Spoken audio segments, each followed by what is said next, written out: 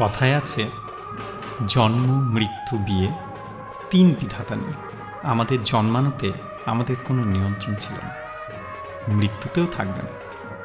কিন্তু বিয়েটা জীবনের এমন একটা ঘটনা যার সবটাই হয়তো বিধাতার ইচ্ছায় পূর্ব নির্ধারিত, কিন্তু আমাদের মনে হয় বিয়েটা আমরাই করছি।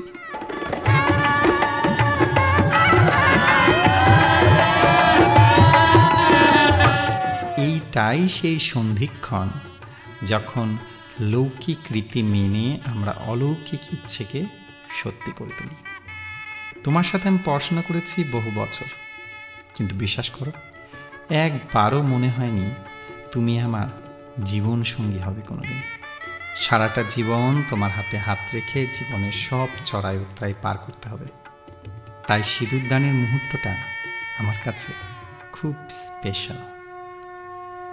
এই সেই ক্ষণ যখন অগ্নিদেবকে সাক্ষী রেখে কাছের মানুষদের উপস্থিতিতে পুরো ব্রহ্মাণ্ডকে জানিয়ে দিলাম, তুমি আমার।